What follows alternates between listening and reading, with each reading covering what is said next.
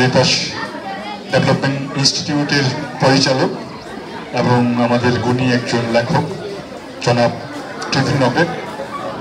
এবারে বক্তব্য নিয়ে আসছেন আমাদের আজকের অনুষ্ঠানের সভাপতি জনাব টিউফিল নকরেক, বিশিষ্ট লেখক এবং গবেষক।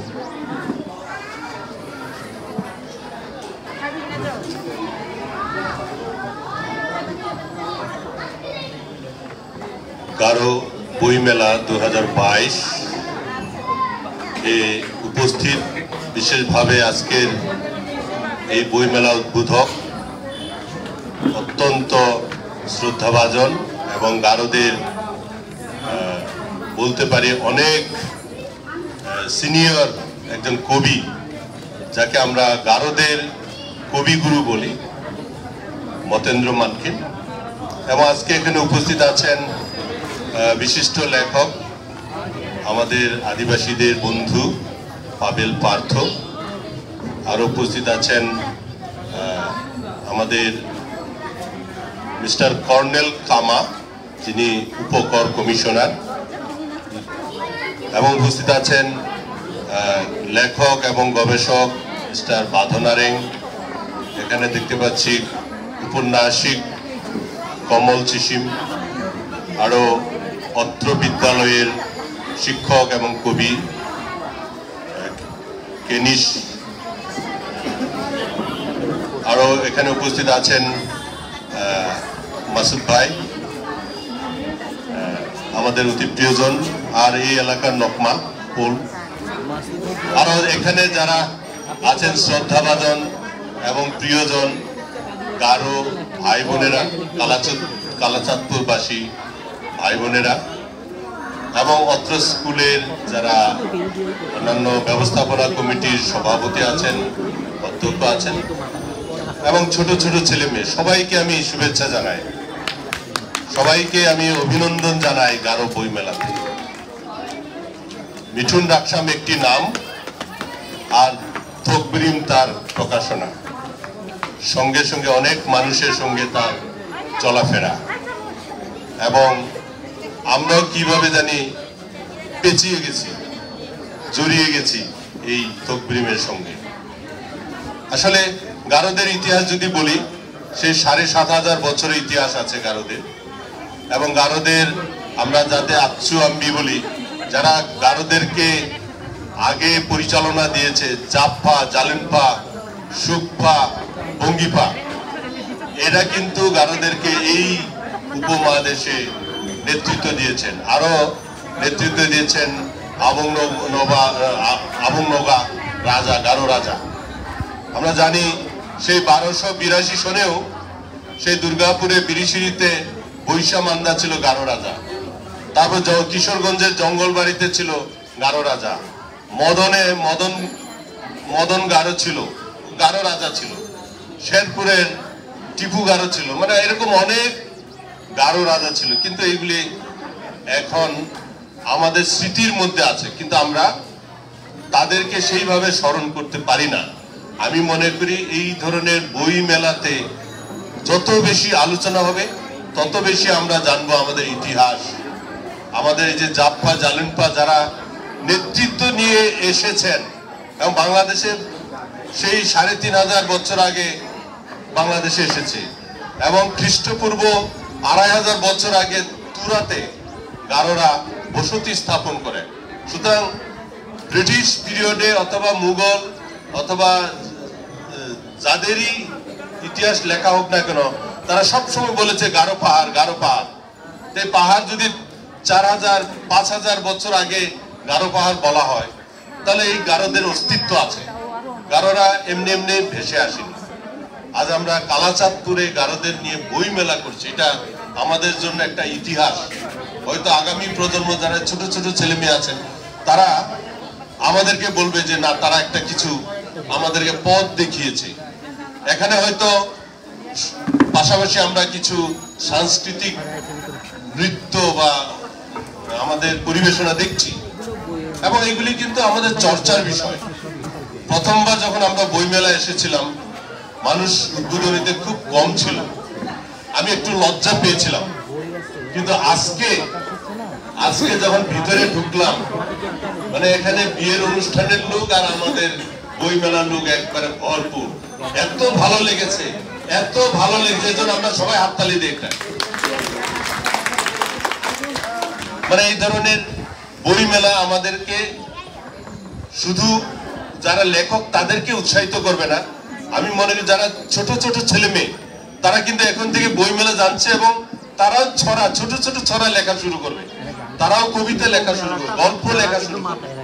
আর যখন লেখা শুরু হবে আমরা দেখতে পাবো যে আমাদের ভিত শক্ত হয়ে যাচ্ছে। আমরা ঢাকা শহরে আছি, আমরা ঢাকা শহরে কিন্তু সবাই অভিবাসী, মাইগ্রেন্ট, মানে আমাদের স্থায়ী ঠিকানা কিন্তু এই ঢাকায় না। তারপরে কেউ কেউ 40 বছর ধরে আছে, 50 বছর ধরে আছে, তবুও বলি যে আমরা মাইগ্রেন্ট। আসলে আমাদের এখন সময় আসছে এখানে স্থায়ী হওয়ার। ইতিমধ্যে অনেকে ফ্ল্যাট বাড়ি, প্লট কিনে বাড়ি করছেন। আমার কাছে যে তথ্য আছে, নকমান্দির কাছে যে তথ্য আছে, প্রায় 40টা পরিবার তারা ফ্ল্যাট বাড়ি কিনে ঢাকায় বসবাস করছে। যেখানে গারোরা আগে জমি বিক্রি করে বা যেভাবে হোক জমি হারিয়ে একবারে নিঃস্ব হয়ে গিয়েছিল, এখন রাজধানীতে এসে তারা ফ্ল্যাট বাড়ি কিনছে। এটা একটা আমাদের জন্য সম্ভাবনাময়। আমি মনে করি এইগুলোতে আমাদের এখন এগিয়ে আসা উচিত। আমরা যারা আয় উপার্জন করছি যাতে নষ্ট করে না ফেলি, কাঁচা টাকা যাতে নষ্ট করে না ফেলি, ভবিষ্যতের জন্য যাতে কিছু করি। সেই বছিলাতে গারো হাউজিং সোসাইটি 1 একর জায়গা কিনতেছে, ওখানে গারো হাউজিং সোসাইটি করা হবে। আমি মনে করি এই ধরনের কিছু কাজ আমাদের করতে হবে। শুধু চলে যাব, কেন ফ্ল্যাট কিনবো, কেন বাড়ি করব, এই চিন্তা করার এখন সুযোগ নাই। এখন বলবো আমরা ঢাকা শহরে থাকবো, শুধু ঢাকা না, আমেরিকায় যাব, জাপানে যাব, জার্মানিতে যাব, সব জায়গায় গারোরা যাব।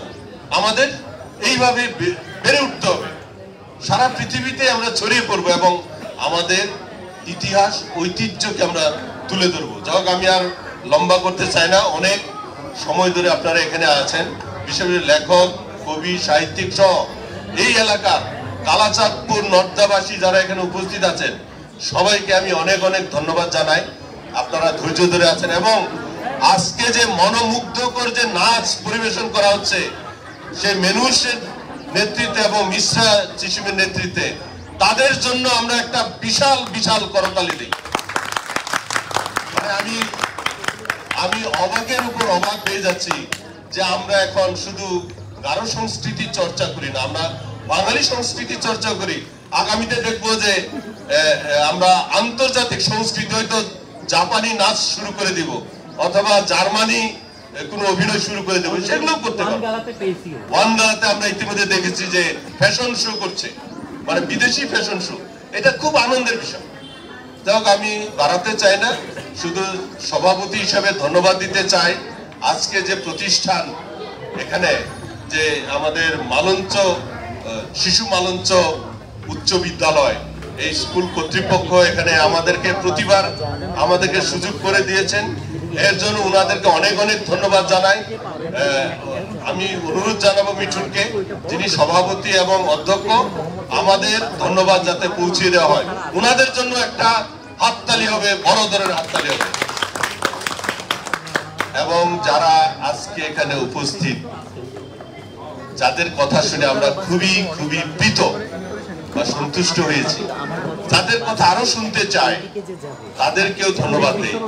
আগামী হয়তো 13 থেকে 15 তারিখের মধ্যে আমাদের এখানে আসবেন বাংলা একাডেমি মহাপরিচালক, আসবেন কবি নুরুল হুদা এবং কথা সাহিত্যিক সেলিনা হোসেন, যিনি বাংলা একাডেমির সভাপতি, উনিও আসবেন। সুতরাং ওই সময় যাতে আমরা এই ধরনের সমাবেশ করতে পারি এবং এই ধরনের আরো অনুষ্ঠান করতে পারি, আগাম আপনাদের দাওয়াত রইল। আমরা জানিয়ে দিব কত তারিখ আসবেন। ওনারা অনেক ব্যস্ত, তারপরে কথা দিয়েছেন ওনারা আসবেন। এর জন্য আমরা ওই দিনে যাতে এই ধরনের অনুষ্ঠানও করতে পারে এবং কিছু আলোচনা করতে পারে। এবং কবি মতেন্দ্র মার্কিন, উনি সেই সুদূর গারো পাহাড়ের পাদদেশ একবারে সীমানা থেকে চলে এসেছেন শুধু এই অনুষ্ঠানের জন্য। উনার জন্য অনেক ধন্যবাদ এবং আপনাদের সবাইকে ধন্যবাদ জানিয়ে বিশেষভাবে মিঠুন রাকসাম, যার মানে মানে নাম ডাক ছড়িয়ে পড়ছে সারা পৃথিবীতে, হাজার হাজার ভিউ হচ্ছে। মিঠুন ডাকসামের জন্য ধন্যবাদ। সামনে আসো, সামনে সবাই তোমাকে দেখো। কারণ মিঠুন ডাকসাম না থাকলে এই উদ্যোগ হইতো না। ও কিছু ধন্যবাদ বাদ পড়ে গেছে, সেটা হলো এই অনুষ্ঠানের জন্য যেমন ব্যানার বা সাউন্ড সিস্টেম অথবা অন্যান্য এই ভেন্যু, এর জন্য আমাদের অনেক খরচ গিয়েছে। মিঠুন ঋণ করতে করতে হয়রান, মানে ঋণগ্রস্ত হয়ে পড়ছে। তারপরে অনেকে নানাভাবে তাকে সহযোগিতা করেছেন।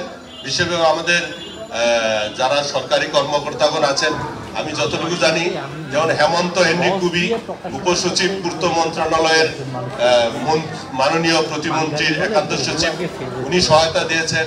সেবাস্টিয়ান রেমা জয়েন্ট সেক্রেটারি, ওনারা সহযোগিতা করেছেন। সঞ্জীব রং সহযোগিতা করেছেন। কর্নেল কামা আছেন এখানে, মানে কর্নেল কামা বান্দার সহযোগী, মানে মিঠুন আয়োজন করলেই কর্নেল কামাকে ধরেন, এবং কর্নেল কামাও মানে না করেন না, যতটুকু পারেন উনি সহায়তা করেন। এবং আরো অন্যান্য আছে গোপনে সহায়তা করেন। এই গোপনে যারা সহায়তা করে তাদেরকেও ধন্যবাদ দিই। আমি এই বলে আমার পক্ষ থেকে সবাইকে ধন্যবাদ জানিয়ে আমার বক্তব্য এখানে শেষ করছি। ধন্যবাদ।